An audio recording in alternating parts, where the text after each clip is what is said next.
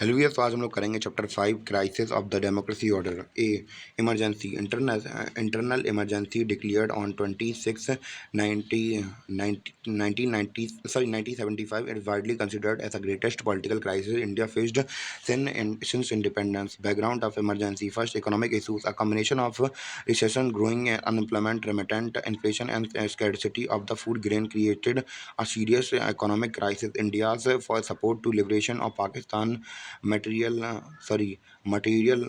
had serious repercussion for India's foreign as these exchange reserve drained and more resources were divided to defend defense. Consecutive monsoon failure in 1972 and 1973 affected Indian fleet grains availability and fueled prices rise. Large-scale unemployment and economic recession lead to the industrial unrest and wave of the strike in different parts of the country, culminated in all India Railways strike in May 1974.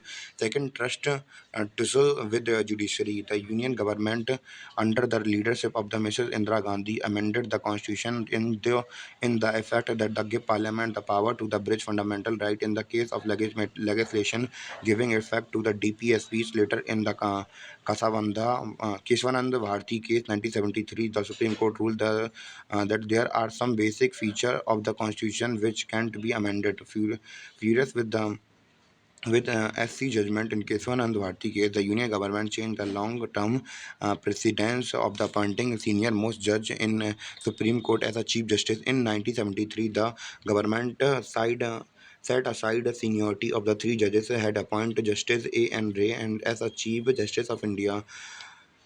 The Allahabad High Court, while hearing the PLI of the socialist leader Raj Narayan on the validity of election of Indira Gandhi to Lok Sabha, ruled in his favor and set aside her victory and ruled her election were invalid on the ground of the abuse of power. However, the Supreme Court later granted the partial stay on his order and allowance Mrs. Gandhi to remain MP, but observed that she could not participate proceeding of the court.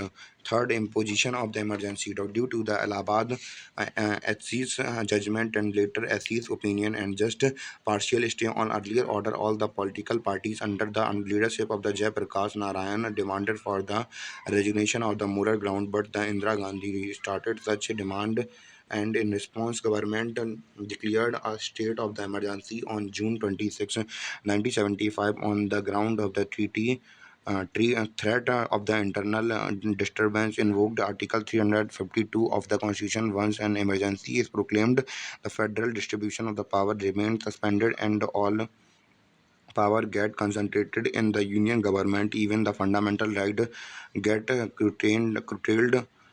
During such period, the declaration of the emergency was followed by the censorship of the press and the arrest of operations leaders. Fourth, impact of emergency: government curtailed the freedom of press via censorship and made it mandatory. It get it approval before publishing it. Protect, strike, and public allegation were not allowed. A fundamental right of the constitution remedies to move the court for restoring their fundamental right to got suspended.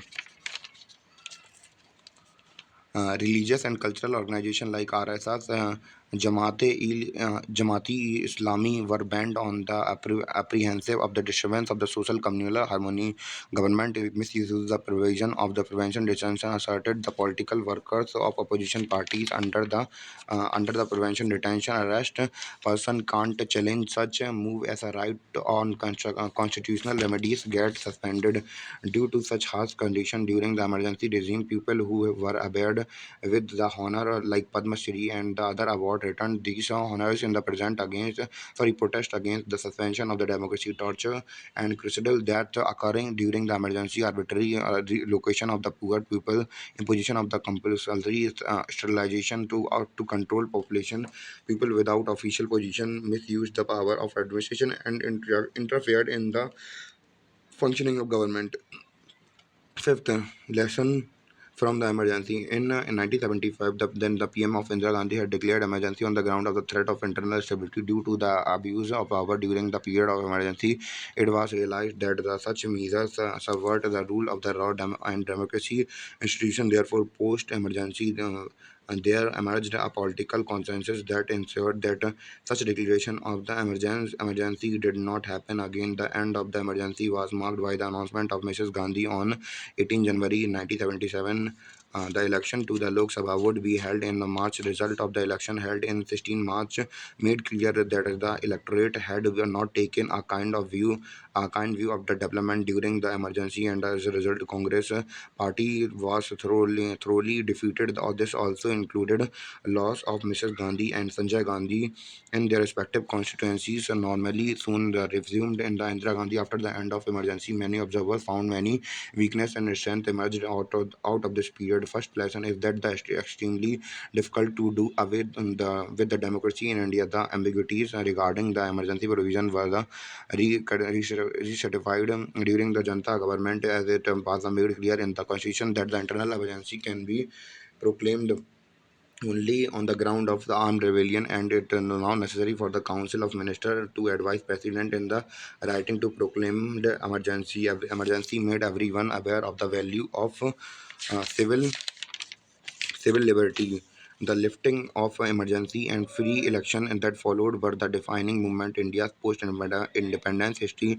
This chapter in history revealed that the underlying element of Indian people to democratic value evolved over the year through the experience of freedom, the struggle, as well as conduct of the free election in independent India.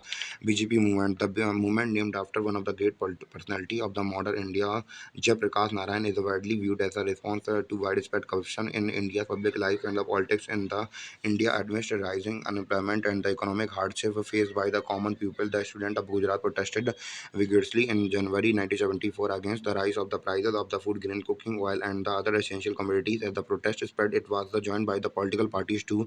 The police administration replied the excessive force and indiscrimination arrest and used of lathi charge.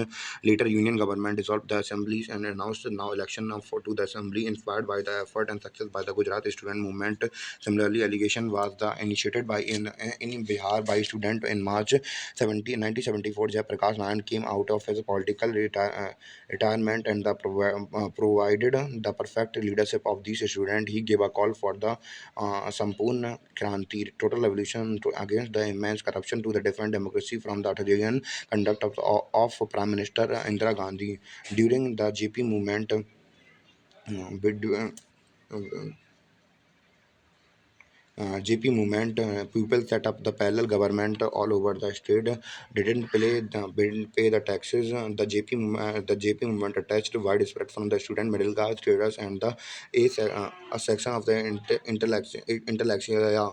The JP movement also got the backing of the nearly of the all non-left political parties. However, by the end of 1974, the JP movement favored got the because of the absence of the organization structure of the movement. Most of the student followers resumed their classes.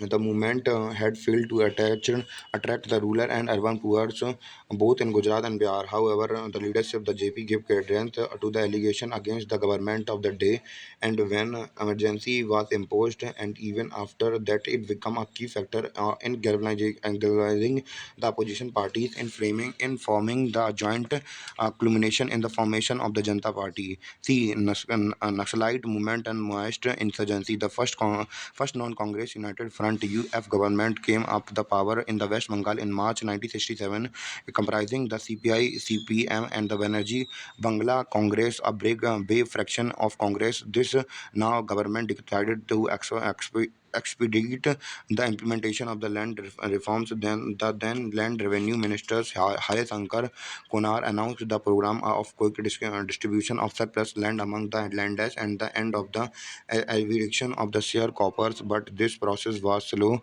and this consuming because issue of the distribution of the surplus land went to the court and was under legislation.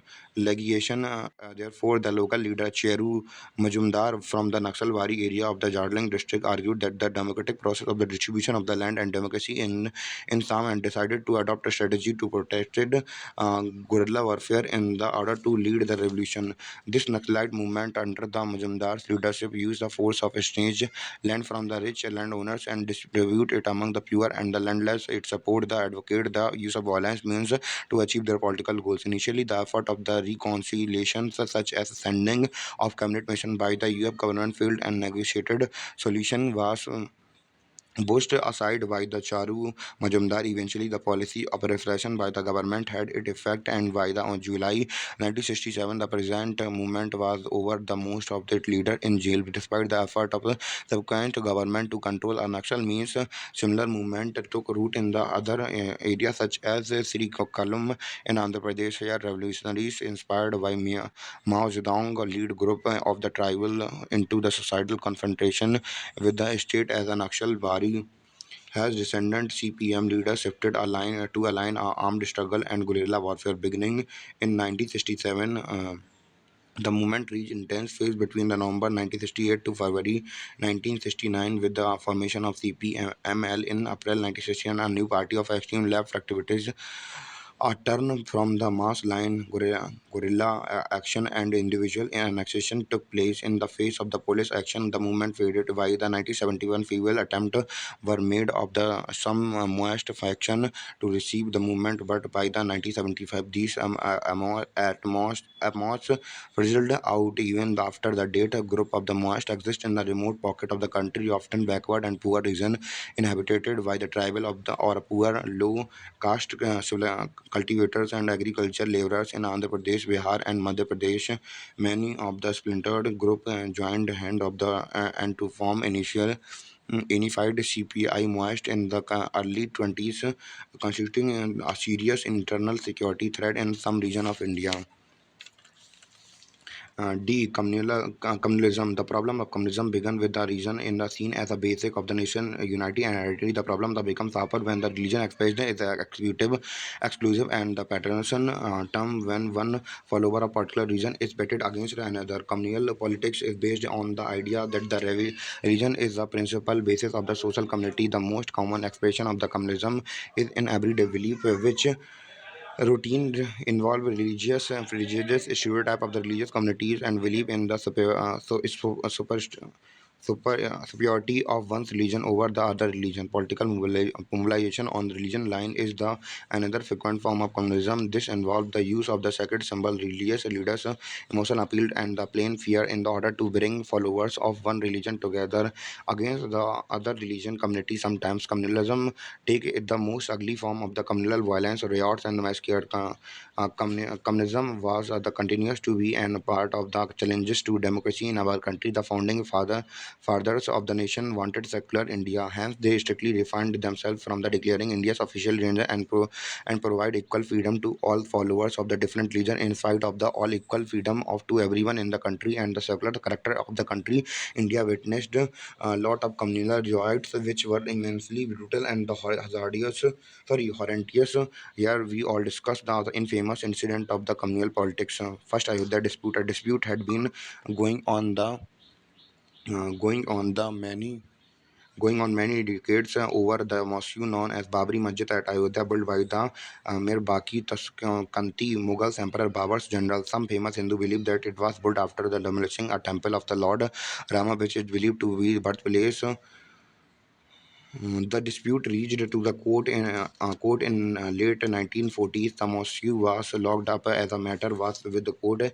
In February 1986, the Faizabad district court ordered the Babri Masjid premises to be unlocked so the Hindus could offer prayer at the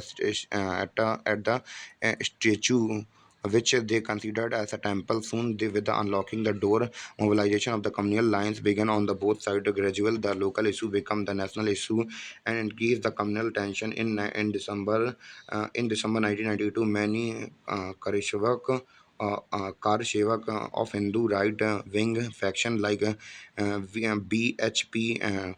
Bajrang Dal etc. arrived at Ayodhya in the name of Karsheva voluntary service by the devotees to build Ram temple Bultram Temple. Meanwhile, the apex court ordered that the state government must ensure that dispute site won't be endangered. However, thousands of people arrived there and demolished the Babri Masjid on 6 January, 6 December 1992 and created the peaceful atmosphere in the country, and it was followed by the communal riot in the country at a large scale in which a lot of people died. The union, the government dismissed the state government and the appointed Lebanon Commission to investigate circumstances leading to demolition of Moscow. Second, anti-Sikh riot under the order of the Indira Gandhi government in June 1984, the Indian Army launched its offensive against the Sikh militant at the Golden Temple in Amritsar under the code name of Operation Blue Star. The army was successful in driving out of the militant from the Sikh scared place. But this event arranged the Sikh people and their sentiments got hurted. The two avenue this action, the bodyguard of the Mrs. Gandhi killed her at her own house. Later, the angry Congress worker and supporter alleged began their brutal action of killing innocent six people in the country. Delhi was the most affected area during the Sikh riot, and Union government appointed so many commissions to inquire about the guilty people and to find about their mastermind. But nothing concrete came out of the such commission, and the kids and the kins of the victims of anti-Sikh riot are still waiting to get states after 13 years of the incident. Third, anti-Muslim riot in Gujarat 2002. In the month of the February and March 2002, Gujarat witnessed one of the ugliest communal riot in its history. The spark of the riot happened on Godhra station, where a bogie of a train that was returning from Ayodhya with the car sevaks were set on fire, suspected to be a Muslim conspiracy. Large-scale violence against the Muslim began in many parts of Gujarat. The National Human Rights Commission criticized the Gujarat government role in failing to control violence and providing relief the victim and prosecute the perpetrators of the violence. Gujarat riots so that the governmental machinery also become susceptible to sector and passion. I think chapter is now completed. Thanks for listening.